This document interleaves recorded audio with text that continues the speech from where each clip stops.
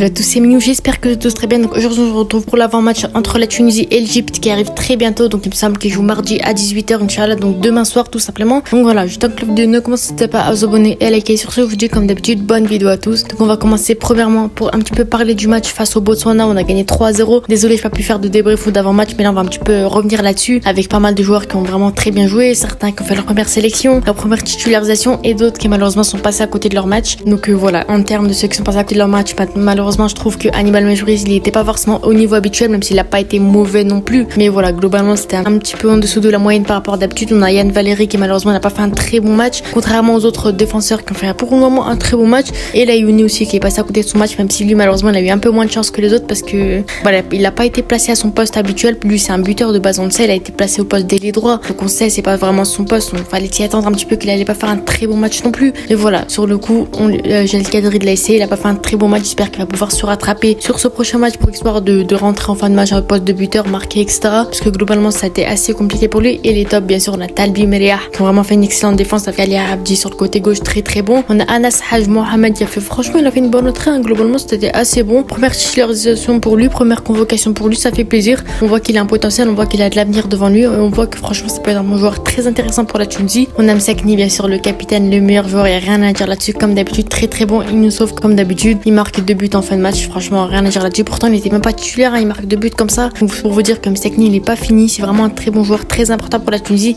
Et Mza Rafia qui se relance en ce moment, franchement il a fait une bonne entrée, franchement il était pas mal globalement. Je pense que franchement il mérite plus de temps de jeu quand on sait que là d'où il vient, franchement il était assez bon, il n'y a rien à dire là-dessus, il a fait une bonne entrée. Et globalement si on doit un petit peu évaluer ce match, on a fait le taf, on a fait ce qu'il fallait, on gagne 3-0 face au Botswana, on finit premier de notre poule pour la qualification de Coupe d'Afrique. Et sur ce, franchement très bien joué de la part des Tunisiens. Et sinon bien sûr, juste avant que la vidéo ne commence sur le sujet principal de la vidéo, j'aimerais envoyer une force aux Marocains tout simplement à cause du tremblement de terre. Voilà, franchement force à eux. J'espère que tout le bonheur pour vous, Inch'Allah tout se passe bien pour vous. J'espère que de votre côté vous n'avez pas forcément été touchés. Donc voilà, c'est assez triste, voilà, pas mal de morts, pas mal de blessés. J'aimerais vous envoyer une force, Inch'Allah khir, Inch'Allah tout se passe bien pour vous, parce que ça fait vraiment de la peine. C'est assez compliqué une situation comme celle-ci. Voilà, n'hésitez pas à vous envoyer votre soutien vous aussi s'il y a des cagnottes, s'il y a quoi que ce soit. Donc voilà, grosse force à vous. Et sur ce, on passe au sujet de la vidéo. Donc voilà, j'espère que la vidéo ne commencez pas à vous abonner et liker. Je vous dis comme d'habitude, bonne vidéo à tous. Donc voilà, vous savez que ça restera un très très gros match amical entre la Tunisie et l'Égypte. Ça reste une très grosse confrontation. Voilà, en tout la Tunisie et l'Égypte ils ont joué 34 matchs, 34 confrontations, 14 victoires pour la Tunisie et 12 pour l'Égypte. Le reste ça reste des matchs nuls. Donc voilà, pour vous dire que la Tunisie gagne mais de peu, on va dire. Voilà, ça reste vraiment un très très gros duel entre ces deux pays. Ça reste deux grosses nations qui s'affrontent. Donc personnellement j'ai vraiment hâte de voir ce match. Voilà, ça reste un gros match à absolument gagner, qu'il faut considérer comme un... faut pas considérer comme un match amical les matchs comme ça. C'est comme quand on joue contre l'Algérie et contre le Maroc, ça reste des grosses nations. On fait comme si c'était un vrai match, un vrai gros match. On met tous nos moyens, tous nos joueurs. Les joueurs doivent se donner à 100% et pour moi franchement c'est un match à gagner celui-là. Voilà, en plus ça reste un match à l'extérieur. On n'est pas forcément super bon à l'extérieur, même si en général on est quand même meilleur qu'Arades. Donc voilà, globalement je pense que la Tunisie a tous les moyens pour gagner ce match. Et sinon voilà, ça reste une très très bonne préparation pour la prochaine Coupe d'Afrique qui se passe en janvier 2024 Inch'Allah. Donc voilà, je pense que la Tunisie devra en profiter de ce match amical. Gel Kadri devra profiter pour mettre tous ses moyens sur ce match, montrer, voir un petit peu se préparer comment la Tunisie est prête pour ce prochain match, pour sa prochaine Coupe d'Afrique tout simplement. Et voilà, mettre tous les moyens. C'est pour ça que maintenant je vais vous donner ma compo probable pour ce match que je mettrai en 4-3-3, quasiment comme le dernier match, hein, on va dire. Hein. Donc voilà, dans les cages, Aymen Dahmed, rien à dire là-dessus. Sur le côté droit, j'ai mis Keshrida à la place de Yann Valéry sur le dernier match parce que pour moi il mérite cette place. Et tout simplement, Yann Valéry a fait un mauvais match malheureusement. J'espère qu'on va pouvoir se rattraper une prochaine fois. Mais là, ça reste un très gros match. Pour moi, Keshrida mérite cette place. Défense centraux, on garde Meriah, Talbi, rien à dire là-dessus. Peut-être Gandry, le faire jouer, pourquoi pas le retester parce que ça fait un moment qu'il a joué avec la Tunisie. Et sur le côté gauche, Ali Abdi, rien à dire là-dessus. Le meilleur latéral gauche actuel de la Tunisie avec Ali Maaloul pour moi. Donc voilà, rien à dire là-dessus. Milieu de terrain, Skiri, Laïdouni, milieu centraux et pourquoi pas milieu offensif, mettre Hamza Rafia qui mérite cette titularisation. Il fait une bonne entrée, il fait un bon début de saison avec Lecce, donc rien à dire là-dessus. Pour moi, Hamza Rafia mérite d'être titularisé pour voir son réel potentiel dans le football, voir ce qu'il peut faire tout simplement. Et Skiri, Laïdouni, rien à dire là-dessus. Et pour moi, pas titularisé Hannibal Mejbri parce qu'on le titularise beaucoup trop, je trouve. Je pense qu'on devrait faire confiance à des joueurs comme Hamza Rafia, Ben Romdan, etc. Revoir un petit peu de quoi ils sont capables depuis leur départ, depuis leurs nouvelles arrivées en Europe, etc. Donc voilà, milieu de terrain, j'aimerais faire ça. Et en attaque, Aitem Jouini en pointe qui pour moi franchement il fait un très bon début avec la Tunisie. Hein. Cette saison il marque pas mal de buts, il contribue pas mal à l'équipe de la Tunisie, au but de la Tunisie. Franchement on attend un 9 comme celui-ci, peut-être notre numéro 9 pour cette prochaine Coupe d'Afrique. Donc pour moi il n'y a rien à dire là-dessus. Aitem Hatem Juni mérite cette place, El Taïef sur le côté droit. Donc là, sur le coup, j'ai un peu hésité.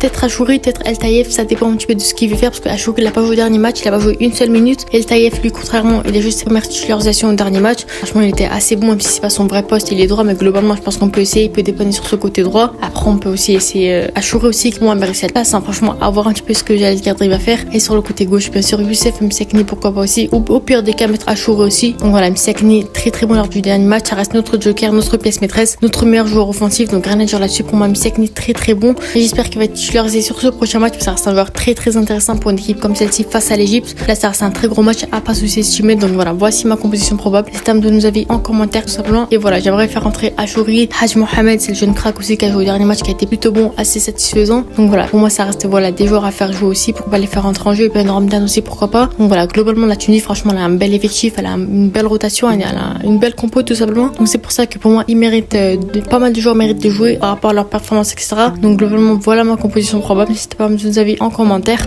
Et si je dois faire mon pronostic, je dirais 2-1 pour la Tunisie par rapport à l'Égypte. Donc voilà, je pense que la Tunisie va gagner ce match 2-1. Ça veut pas dire que l'Égypte elle est nulle, ça veut pas dire que tel est nul. Donc voilà, globalement, je pense que ça reste le score de la Tunisie. Ou au pire des cas, 1-0 pour la Tunisie. Je pense que la Tunisie est sur une bonne lancée pour gagner ce match, même si l'Égypte aussi a gagné son dernier match. 1-0 face à l'Éthiopie, mais eux, leurs joueurs, il me semble qu'ils ont pas Mohamed Salah. Je sais plus vraiment s'ils ont Mohamed Salah ou pas. Mais il me semble qu'il est pas venu. En tout cas, il a pas joué face à l'Éthiopie. Il était pas sur la fiche de match. Mais ils ont Mostafa Mohamed en pointe. C'est un très bon joueur. Il me semble qu'il joue avec le FC Nantes, qui est vraiment très bon. Donc voilà, ce sera un joueur à surveiller. On a Montassar Talbi et Yassine Merih pour s'en occuper. Voilà, globalement, franchement, je pense que l'Égypte, ça reste une très bonne équipe d'Afrique. Mais la Tunisie peut largement les faire, largement les gagner. Donc globalement, je pense que la Tunisie a toutes les pièces, a tout ce qu'il vaut. J'espère juste que Jalil Kadri va faire un bon coaching, une bonne composition et des joueurs à leur poste, histoire de gagner ce match. Mais franchement, ça reste un match vraiment à gagner, absolument à gagner, parce qu'il reste quand même une confrontation, une très grosse confrontation africaine. Et en plus de ça, mardi soir, on a aussi la confrontation Sénégal-Algérie. Donc on sera vraiment régalé en football. Donc franchement, n'hésitez pas à vous abonner et à liker. Peut-être que je ferai le débrief et peut-être pas. Donc voilà, sur ce, c'était mignon. Ciao.